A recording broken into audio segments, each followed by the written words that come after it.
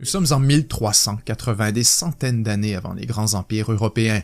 Des navigateurs en provenance de la ville de Dieppe partent à bord de 2 grands navires à la recherche d'épices et d'ivoire. Ils tombent alors sur une côte qui regorge de ressources, des épices et de l'ivoire bien sûr, mais aussi tellement plus, notamment du bois et surtout de l'or. En fait, l'or est si abondant dans la région qu'on l'appelle la côte de l'or. Sur les rives de ce qui deviendra plus tard le Ghana, les Français installent un fort qu'ils appellent la mine. Or en Europe, la France et l'Angleterre sont au milieu de la guerre de 100 ans. La route commerciale vers l'Afrique est donc perturbée et les Français abandonnent leur comptoir africain. C'est seulement des décennies plus tard que les Portugais, forts d'un nouvel empire maritime, récupèrent la mine, ou plutôt Elmina. Rapidement, les puissances européennes veulent imiter le Portugal et ouvrent une série de comptoirs un peu partout sur la côte ouest de l'Afrique. À chaque région sa vocation, d'ouest en est. C'est la côte du poivre, la côte d'ivoire, la côte de l'or et bien sûr la côte des esclaves. En un siècle, les Européens vont y construire près de 80 comptoirs fortifiés. Les Européens qui découvrent l'Afrique sont aussi émerveillés que confus, car d'une part ils découvrent des sociétés où les gens sont incompréhensiblement heureux. Du matin au soir, ils chantent, ils dansent, et ce malgré une pauvreté miséreuse. En fait, les missionnaires chrétiens rencontrent un problème. Ils sont carrément incapables de convaincre les populations locales de l'existence de l'enfer. D'un autre côté, ils observent aussi des guerres sanglantes où les vaincus sont souvent réduits à l'esclavage par les vainqueurs. Rapidement, ils comprennent qu'ils peuvent tirer avantage de cette hostilité entre les différents peuples afin de se procurer des esclaves en grand nombre directement auprès des locaux. Ainsi, le plus souvent, les esclaves sont capturés par les populations locales puis livrés aux Européens en échange de perles, de fusils, d'alcool et d'une variété de produits. Bientôt, le système est érigé en véritable industrie. Chargés comme une marchandise sur les négriers européens, ces esclaves sont envoyés un peu partout à travers le monde. Dans le cas de la France, ils sont surtout envoyés aux Caraïbes et dans les Antilles afin de travailler sur les plantations de sucre et de café. Entre 1551 et 1875, environ 1 380 000 Africains ont été embarqués sur des navires français afin de traverser l'Atlantique. 80% sont chargés à destination de Saint-Domingue, aujourd'hui Haïti. C'est le fameux commerce triangulaire. Et ça est important de le comprendre. Si certes les puissances européennes sont intéressées par l'Afrique, pendant plus d'un siècle, elles sont surtout intéressées par l'Amérique, les Caraïbes et les Antilles, bref, tout ce qu'on appelle alors le Nouveau Monde. Les raisons sont stratégiques et politiques, mais aussi technologiques et logistiques. Car la vérité, c'est qu'à ce moment, il est pratiquement impossible pour les Européens de pénétrer le continent africain de manière significative, notamment en raison des maladies. Ainsi, le plus gros de l'Afrique reste longtemps une terre mystérieuse et inconnue des Européens. Or, les choses s'apprêtent à changer. Car en Europe, les machines à vapeur se multiplient, la science médicale progresse à une vitesse effarante et avec l'arrivée du train et du télégraphe, le monde est de plus en plus connecté. C'est le début de ce qu'on appellera la révolution industrielle. Soudainement, l'Afrique n'est plus aussi impénétrable. Ses richesses naturelles sont de plus en plus convoitées afin d'alimenter les industries européennes qui demandent toujours plus de matières premières. C'est dans ce contexte que les puissances européennes multiplient les expéditions afin d'explorer et de coloniser le continent africain. De manière générale, la colonisation de l'Afrique est menée pour des raisons de prestige ainsi que pour des motivations économiques, c'est-à-dire pour extraire les ressources africaines, sans équivoque. C'est-à-dire, il existe aussi une certaine vision à travers l'Europe, postulant qu'il est presque un devoir de coloniser l'Afrique afin de lui apporter la lumière de la civilisation. D'abord sous la gouverne de Napoléon III, qui souhaite marcher dans les pas de son oncle célèbre, la France est à nouveau déterminée à ajouter des pierres à l'édifice colonial. En seulement quelques années, la superficie de l'Empire est triplée. L'influence française est de plus en plus forte en Tunisie, en Algérie, au Maroc, mais aussi en Afrique subsaharienne, sans parler du Vietnam, du Cambodge, du Congo, de la Guinée. Bref, devant cette expansion rapide de l'Empire français, l'équilibre de la force est compromis en Europe et bien sûr, les autres puissances coloniales sont inquiètes. Pour le Royaume-Uni et l'Allemagne notamment, il faudrait surtout pas céder les ressources de l'Afrique à la France. À mesure où les puissances européennes s'étendent sur le continent africain, les désaccords se multiplient et la tension monte. Les Portugais, les Allemands, les Austro-Hongrois, les Britanniques, les Belges, les Italiens, les Néerlandais, les Russes, Norvégiens, Suédois, Danois, Français. Ça commence à faire beaucoup de monde. Devant cet intérêt grandissant, fin 1884, le chancelier allemand Bismarck convoque toutes les puissances coloniales à une grande conférence à Berlin afin d'établir ensemble les règles du jeu. Il convient notamment que toute puissance européenne installée sur la côte peut étendre sa domination vers l'intérieur jusqu'à rencontrer une sphère d'influence voisine. La consigne est donc claire. Prenez tout ce que vous pouvez, à la seule condition qu'un autre Européen ne s'y trouve pas déjà. La France obtient le contrôle de territoires immenses en Afrique de l'Ouest et en fait, elle émerge largement gagnante de la conférence de Berlin. Ce qu'il faut comprendre, c'est que le chancelier allemand Bismarck vient tout juste de conquérir la région française d'Alsace-Lorraine et secrètement, il essaie d'apaiser la France avec des concessions sur l'Afrique. Il ne sait pas encore, mais ses espoirs sont vains.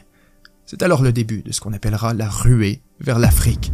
En seulement quelques années, le taux d'occupation du continent par les Européens passe de 10 à 90%, alors que nombre de colonies sont établies. La manière dont celles-ci sont administrées varie énormément. Chez les Britanniques, pour maintenir le contrôle politique sur les colonies aux quatre coins du monde, on instaure typiquement un système basé sur la collaboration et l'intégration des autorités locales. C'est la doctrine de la souveraineté indirecte. Chez pas mal tous les autres, donc les Portugais, les Belges, les Allemands, les Français, on exerce une doctrine diamétralement opposée, en prenant bien soin d'assigner des militaires, des politiciens et des fonctionnaires issus de la métropole, afin de mieux assimiler les populations locales. C'est ce qu'on appelle la souveraineté directe, un mode de gestion hautement centralisé dirigé depuis l'Europe. C'est une différence absolument fondamentale dans l'architecture sociale des colonies, dont les conséquences sont à plusieurs égards toujours visibles aujourd'hui. Autour de 1910, les puissances européennes commencent à nouveau à se piler sur les pieds en Afrique, mais aussi en Europe. Malgré les espoirs de Bismarck, la vieille question de l'Alsace-Lorraine n'est toujours pas réglée. La France en veut à l'Allemagne et la tension est à son comble entre les grands empires européens. Le 28 juin 1914, quand l'archiduc François Ferdinand est assassiné par un nationaliste serbe, l'Empire austro-hongrois déclare la guerre à la Serbie. L'Allemagne envahit le Luxembourg et la Belgique, alors que la France, elle, tente d'enfin reconquérir l'Alsace aux mains des Allemands. Ça y est, c'est la guerre.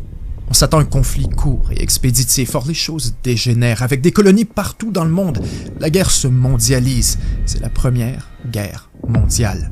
Lorsque la poussière retombe, l'Allemagne et ses alliés sont battus, donc les colonies allemandes en Afrique sont réparties entre les vainqueurs. La France hérite ainsi du Togo et d'une partie du Cameroun. Dans la foulée de ces acquisitions, Paris crée 3 nouvelles colonies, le Niger, le Soudan français, aujourd'hui le Mali, et la Haute-Volta, aujourd'hui le Burkina Faso. C'est alors l'apogée de l'empire colonial français. Entre la Première et la Deuxième Guerre mondiale, la France fait essentiellement ce qu'elle veut à travers l'Afrique et une bonne partie de l'Afrique du Nord, un territoire immense aux ressources naturelles abondantes. En 1931, on organise une grande exposition pour démontrer aux Français les avantages et les bienfaits de l'empire colonial. C'est l'exposition coloniale de Paris. Plus de 8 millions de visiteurs découvrent les colonies françaises à travers une série de pavillons construits à grands frais, mariant l'exotisme et l'extravagance. Même si l'avenir semble radieux pour le colonialisme français, au niveau politique, les choses commencent à se compliquer. D'abord, le communisme est de plus en plus populaire chez les classes ouvrières, alors que l'impérialisme associé au capitalisme est critiqué par la gauche et certains intellectuels.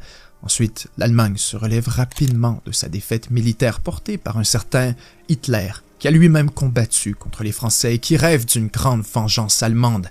Au lendemain de la guerre, les puissances coloniales sont complètement ruinées. L'Europe est en décombre, les besoins matériels sont absolument immenses et la question du maintien des colonies est donc plus brûlante que jamais. Pour certains, c'est une véritable trahison du principe de liberté pour lequel on prétend avoir combattu la guerre.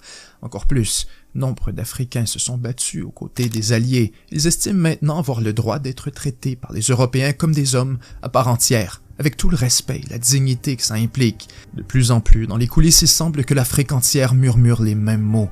Indépendance, liberté. Bon, bien sûr, les dirigeants français voient les choses autrement. Le général de Gaulle estime que la France a besoin plus que jamais de son empire outre-mer afin de récupérer son statut de grande puissance. Mais aussi, c'est le début de la guerre froide. Et l'influence communiste s'étend rapidement à travers le monde. Dans ce contexte, hors de question d'abandonner l'Empire, même s'il est déjà très clair que la France nage à contre-courant de l'histoire. car en plus des ambitions de liberté, les Américains mettent énormément de pression sur la France et le Royaume-Uni pour qu'ils renoncent à leurs colonies. Voyant l'opportunité de s'établir sans équivoque comme première puissance mondiale, les États-Unis veulent démembrer les empires coloniaux, surtout britanniques et français, notamment car ils font barrière à l'expansion des intérêts américains. S'ils réussissent à forcer les Britanniques, De Gaulle, lui, résiste. Plutôt que de mettre fin à l'Empire et au colonialisme, il souhaite le perpétuer, seulement à travers une formule plus moderne et mieux camouflée, pour éviter que les Américains imposent une commission internationale pour déterminer l'avenir des colonies françaises.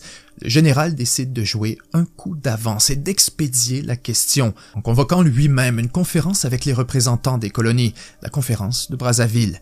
De Gaulle propose alors un renouvellement de la relation avec la France qui s'avère largement superficielle. En fait, devant ceux qui lui réclament le droit à l'indépendance, il ferme la porte et lance la clé lorsqu'il déclare que toute idée d'autonomie, toute possibilité d'évolution hors du bloc français de l'Empire, la constitution éventuelle, même lointaine, de self-government dans les colonies, est à écarter. Le message est plus que clair. Ceux qui veulent l'indépendance devront se battre, car la France a toutes les intentions de protéger son empire, coûte que coûte. En fait, presque immédiatement, la France passe de la parole aux actes. En mai 1945, des milliers d'Algériens se rassemblent dans les rues pour célébrer la victoire des Alliés, mais aussi pour revendiquer leur droit à l'indépendance. Aux côtés du drapeau français, certains affichent ce qu'ils appellent le drapeau algérien. Les autorités françaises exigent qu'on le retire. Un policier tente d'arracher le drapeau. C'est la bousculade. Et pour dompter la foule, la police ouvre le feu. Un jeune de 26 ans qui portait le drapeau est tué. C'est maintenant une émeute. Les manifestants enragés contre la police se retournent contre les Européens avec une violence innommable. Environ 100 d'entre eux sont tués. De Gaulle envoie l'armée. Et lorsqu'ils arrivent en Algérie, on leur fait regarder les cadavres des Européens. Le préfet français leur promet alors: quelles que soient les bêtises que vous commettrez, je les couvrirai. Messieurs, vengez-vous. Les mois qui suivent sont sans aucun doute parmi les plus sinistres de toute l'histoire de l'Algérie, alors que l'armée française engage une répression d'une brutalité sans pareille. Des dizaines de milliers de musulmans sont tués. Certains disent 20 000, d'autres 40 000. Une chose est sûre, les cadavres des Algériens s'empilent si vite qu'il devient impossible de les enterrer. On les jette au fond des puits, dans les gorges de Kerata ou dans d'énormes charniers. Bon, ça aussi, ça devient un problème, parce qu'assez rapidement, le reste du monde entend parler de ces charniers. On commence à poser des questions, donc, pour cacher les preuves, les Français déterrent les cadavres et les font brûler dans un énorme four à chaud. Pendant 10 jours, 17 camions alimentent le four crématoire, la vie qui brûle sans arrêt. En dehors de l'Algérie, ce scandale demeure largement inconnu, car éclipsé par les célébrations du 8 mai. Pourtant, il est absolument essentiel pour comprendre les années qui suivent, non seulement en Algérie, mais aussi partout à travers l'Afrique.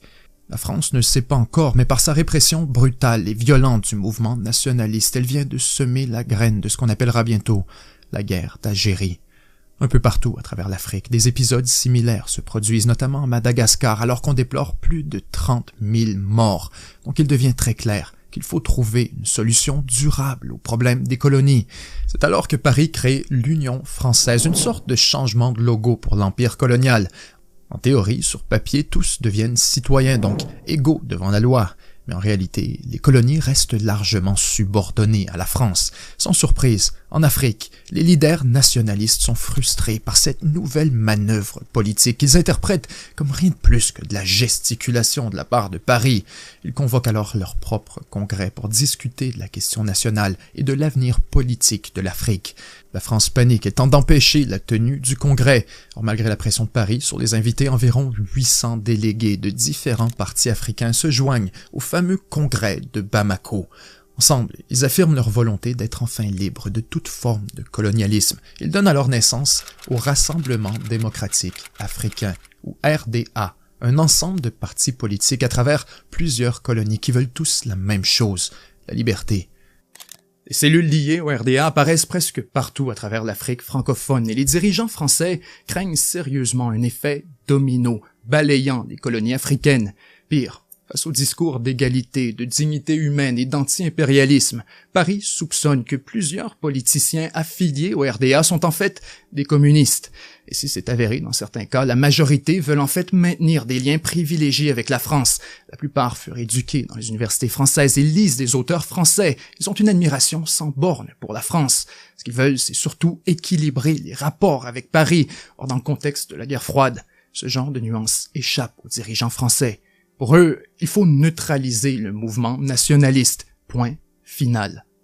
Les services secrets français intensifient leur campagne contre ces mouvements à travers des centaines d'assassinats politiques et une multitude d'opérations clandestines du service Action du SDECE.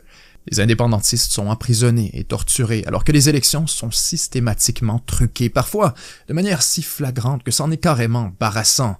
En Algérie, en Tunisie et au Maroc, les morts civiles se comptent par milliers. Des centaines de personnes sont assassinées froidement par une organisation terroriste supposément formée par des Européens opposés aux indépendances. On l'appelle la Main Rouge. Attentats à la bombe, assassinats, enlèvements, torture. La Main Rouge vise tous ceux qui sont associés à l'indépendance et qui menacent les intérêts coloniaux, peu importe leur statut. Des militants, bien sûr, mais aussi les avocats qui les représentent et bientôt de simples civils. On apprendra plus tard que la Main Rouge était en fait une fabrication, une couverture des services secrets français pour camoufler les gestes inavouables du fameux service Action du SDECE. En formant une fausse organisation criminelle, soudainement, tout est permis. Lorsqu'avec l'appui des États-Unis, le mouvement indépendantiste atteint les Nations Unies, dans un journal français d'Afrique du Nord, on appelle carrément au meurtre de ses leaders. Oui, il faut en finir, car il en va de la vie des Français, de l'honneur et du prestige de la France. C'est là qu'il faut frapper, aujourd'hui. Tant que vous n'aurez pas accompli ce geste viril, ce geste libérateur, vous n'aurez pas rempli votre devoir. Et devant Dieu qui vous regarde, le sang des innocents retombera sur vous.